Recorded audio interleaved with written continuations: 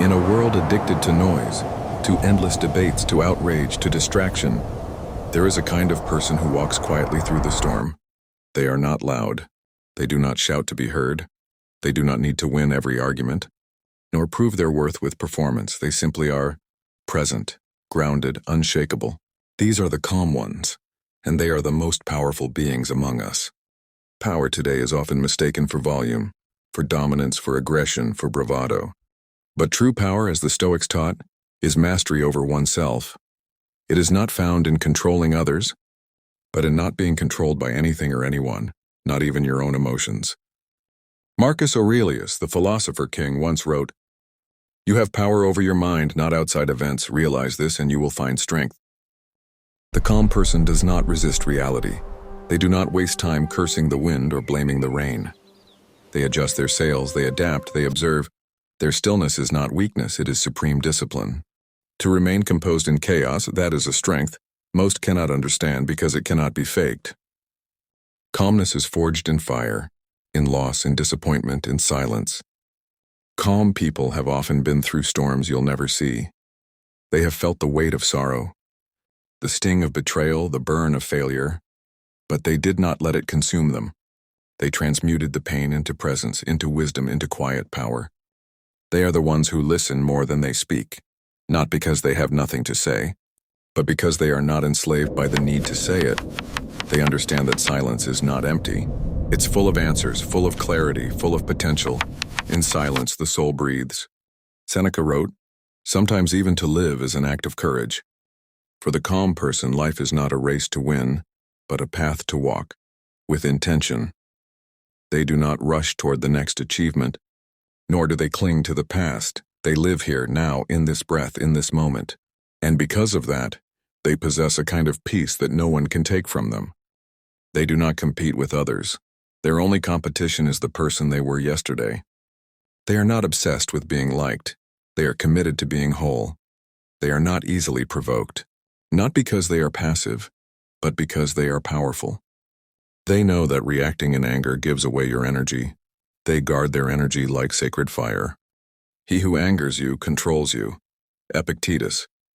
The calm person is a quiet warrior, not with fists, but with presence, not with words, but with integrity, not with threats, but with principles. When they speak, it's not to impress, it's to illuminate. When they act, it's not to dominate, it's to align with virtue. They walk away when needed.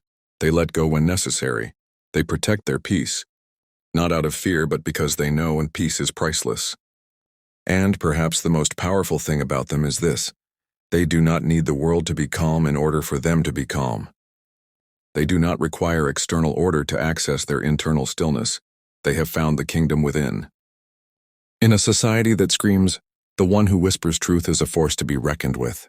In a world that rushes, the one who moves mindfully becomes untouchable. In a culture obsessed with visibility, the one who is invisible to the chaos becomes eternal. So if you are quiet, if you are calm, if you often feel out of place in this loud world, and remember, You are not weak, you are not broken, you are powerful. You are the silent strength the world has forgotten it needs. The silent strength does not come from pretending nor from suppressing emotions. It is born from facing the truth of what is. Without resistance, the calm person doesn't escape reality. They embrace it with acceptance and choose how to move within it with intention. They understand the Stoic principle. It's not what happens to you, but how you react to it that matters.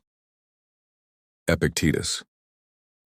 This is why calm people are often misunderstood. Their restraint can be mistaken for apathy, their silence for ignorance, their detachment for weakness. But what others fail to see is the inner structure of discipline, holding them upright like an ancient pillar. In times of panic, they are the anchor. In moments of chaos, they are the still water. In the noise, they are the space between breaths. And in this world, this increasingly volatile, reactionary world, that kind of presence is rare and invaluable. They know that emotions are not enemies but messengers, and so they listen without becoming consumed. They feel without letting feelings drive the ship.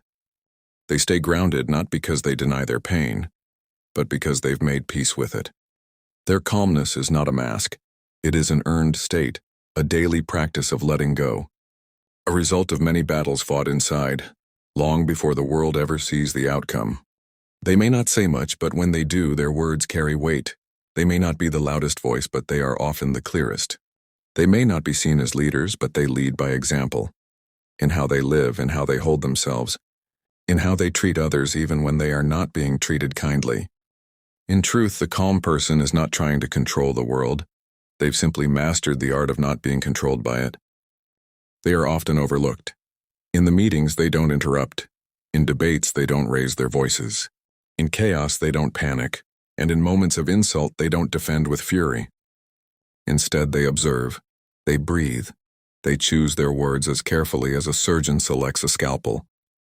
Their power is not loud, but it is unmistakable. In a world obsessed with dominance and noise, calmness is rebellion. It refuses to be pulled into the whirlpool of reactivity. It breaks the chain of stimulus and response. It chooses awareness, deliberation to clarity.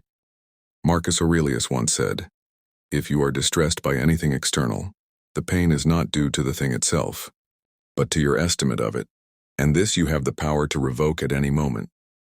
This is the root of calm power, recognizing that the storm is outside but the peace is within.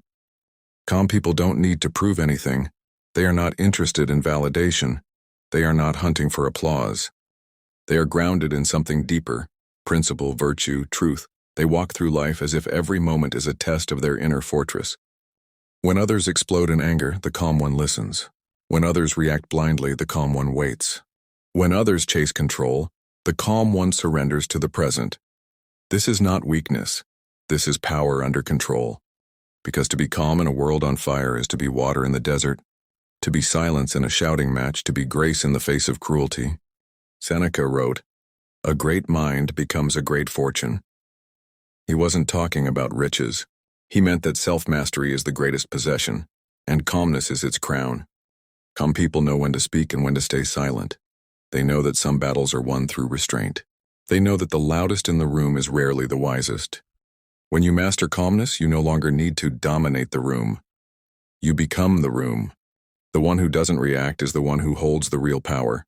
In a world where everyone is triggered, loud, and constantly provoked, it is the silent one who appears, mysterious, grounded, and oddly intimidating.